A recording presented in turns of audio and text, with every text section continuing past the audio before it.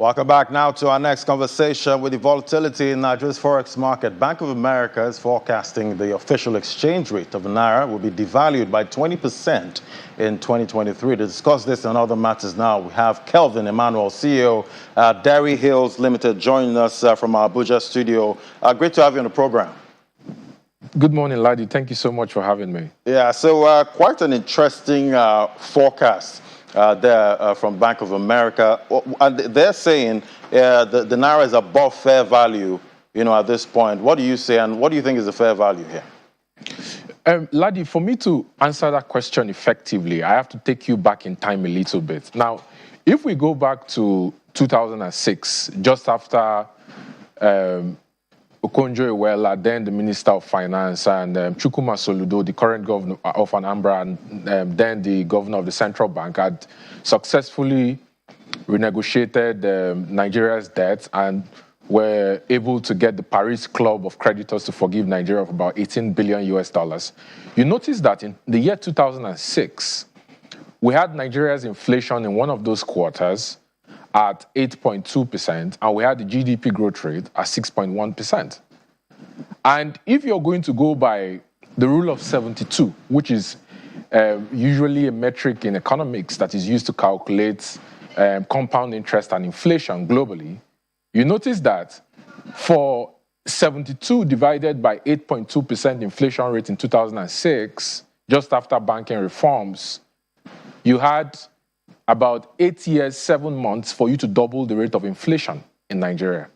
And you also had 8 years, 7 months for the Naira to lose 100% of its value in 2006. If you divide 72 by 6.1%, you had 11 years, 6 months for you to double the level of GDP growth rate, which is a little over a decade. Now, let's come back to 2022. Yeah. In 2022, our GDP growth rate this quarter is 30.54%. Our core inflation is 20.77% for core and 23.37% for food inflation. Now, if you apply that same rule of 72 to 2022, you notice that you need 3 years, 4 months for you to double the rate of inflation that we currently have. And you need about 20 years, 30 months for you to double our level of GDP growth. So which means that for the next 2 decades, we don't expect the Nigeria's GDP to double at the current level of GDP growth. But what it also means is that in 2022, you need only 3 years, 4 months for Naira to lose 100% of its value. Now, let's go back to President Buhari's government. Over the last 7 years plus, the Naira has lost 100% of its value 3.5 times. So what Bank of America is basically saying is that the difference between the official market at 437, 439, and the parallel market, which is today, this morning at 750, and it's about 320 Naira spread difference, the official rate is not fair value. Bank of America is basically saying that they're expecting the central bank to officially devalue the exchange rate to 520. So if you consider the fact that Nigeria has lost, based on the calculations I did, Naira has lost its value by 100%, 3.5 times over the last 7+ years, you notice that the CBN is currently subsidizing the rate, and the official rate is not a fair reflection of the fact that from 199, which was where Buhari met the Naira when he took over in 2015, the Naira is supposed to be trading above 700 Naira based on that rule of 72 I gave to you. Quite an interesting rule of 72 there.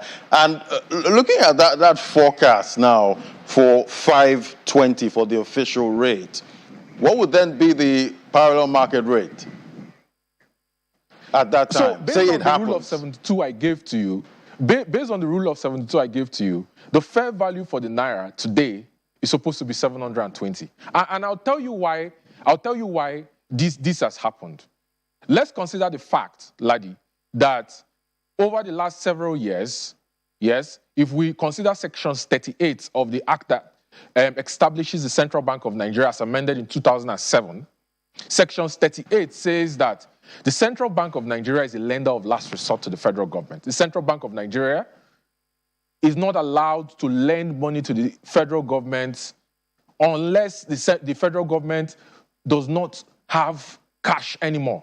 The Central Bank of Nigeria is allowed to lend to the federal government only 5% of its real revenues for the previous accounting year.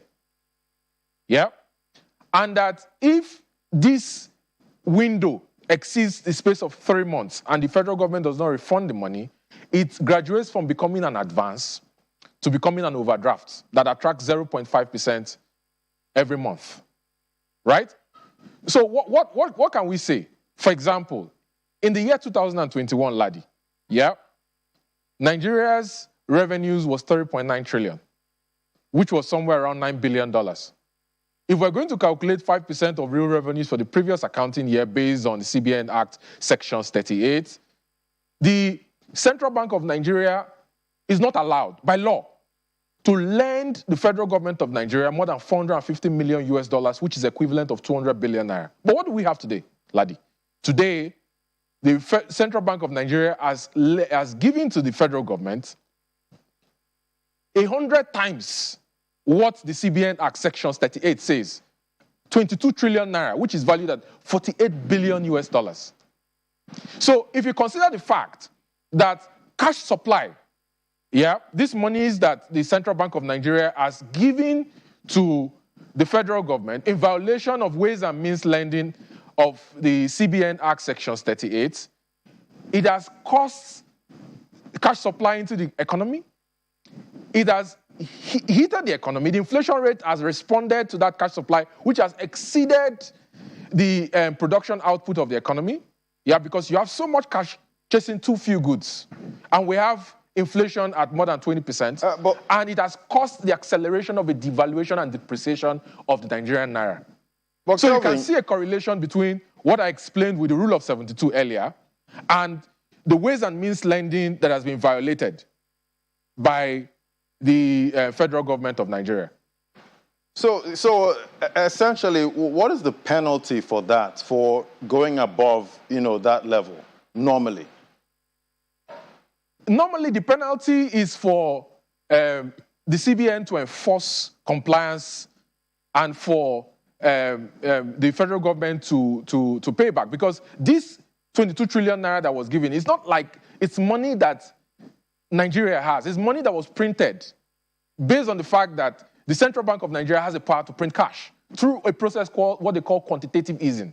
So the external reaction to a violation of the ways and means lending window basically is, I expect, especially based on the fact that just a couple of days ago, yeah, a news report came out that the federal government of Nigeria is planning to convert this ways and means lending that is unable to pay back, which was cash that the CBN printed against the federal government in violation of the CBN Act. They are planning to convert it to a 40-year bond at 9%, which is unrealistic because at current levels, no sensible investor apart from Pencom that the federal government controls is going to be willing to borrow the government at less than 17% coupon per year.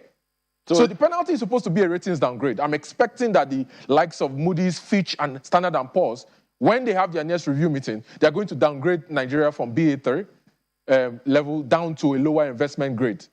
I don't expect it to get to jump status. We can't expect an oversubscription for that one then. I don't expect any sensible institutional investor to buy a 40-year government bond, which is a violation of the CBN Act for ways and means lending. And I'll tell you why, Ladi. In the same section 38, it's stated expressly that the federal government of Nigeria cannot convert ways and means lending that it's refused to pay back or unable to pay back into certificates, securities, treasury bills, and government bonds. You know why? Because the same central bank that it's paying back is the same central bank that will need to guarantee any bond or any certificate or any loan that the federal government is taking. So how can the federal government of Nigeria want to convert the loans it's owing the CBN into a 40-year government bond when it's the same CBN that is owing that will need to guarantee the bonds that it's selling? Quite interesting. But, Kelvin, we're here now. What do you think is the way forward, with this ways and means issue? Ladi, first of all, the way forward is for the Central Bank of Nigeria to realize that the consequence for it to go with the current program or plan to convert into a 40-year government bond is going to attract serious external consequences, number one. Number two, the government needs to realize that a key for it to increase its revenue to GDP ratio, which is currently at 7.4%, yeah, and be able to rebalance its debt service to government revenue, which is currently at 108% and has exceeded 100% of the capital expenditure budget it has, is for the federal government to float the Nigerian Naira. And the reason is because if you float the Naira, what you're going to have is you're going to have increased government revenue from royalties that the government gets from selling gas and royalties that the government gets from selling crude oil. Yes? The way forward is for also the government to realize that, for example, yeah, Pakistan, that has a population of that is about 25 to 30 million, higher than Nigeria at about 230 or 235 million, if I'm not mistaken, actually uses 21.5 million liters of PMS on a daily basis. In 2016, the former Minister of Petroleum, Ibe Kachuku, said that Nigeria was consuming 29 million liters of PMS. In 2019, that number jumped from 29 million liters of PMS to about 59 million liters of PMS. Today, the federal government says, the NNPC says we're consuming 66 million liters of PMS, which means that the under-recovery for paying subsidy has gone up from about 1.9 trillion to about 4 trillion. Which is about 20% of Nigeria's budget for 2023. So when you see that the amount of money the government is spending in direct sales, direct purchase program, subsidizing PMS, is eating into the government revenues, it's difficult for the government to be able to comply with the ways and means lending window and begin to pay back the principal that it owes the Central Bank of Nigeria to rebalance the economy, and to ensure that it's not subjected to a ratings downgrade. So you need to increase revenues. You need to increase revenues by ensuring that you plug the loopholes and you get Nigeria back above 2 million barrels per day, higher than the OPEC quota for this month of October, and the budget benchmark of about 1.69 million barrels per day. Anyway, we've seen the NNPC Limited, LNG train. They're tackling, all of that oil theft at this point and discovering all those illegal pipelines. So hopefully we get more output come 2023. Yes, they're tackling the challenges with the oil theft in the Niger Delta, but I'm not exactly optimistic. And I'll be very frank with you. I'll be also cautiously blunt when I say this, that I'm not exactly optimistic about the management of the NNPC. And the reason is because several months after the Petroleum Industry Act was signed into law by the president and it became an act, the first thing I was expecting Mr. President to do, knowing that NNPC is now a company, was to restructure the management and board of the NNPC.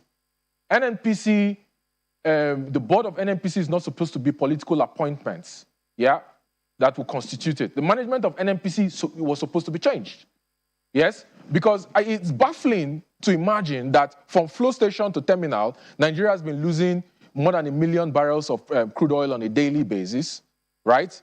And that at our 33 export terminals for our crude oil inventories across Nigeria, Nigeria is still using deep stick technology instead of metering technology. And it's shocking to also know that based on global best practices in the oil and gas industry, the NNPC will say, pre-PIA, it didn't know that there were tapping points for hot pressure tapping of crude oil from flow station to terminal.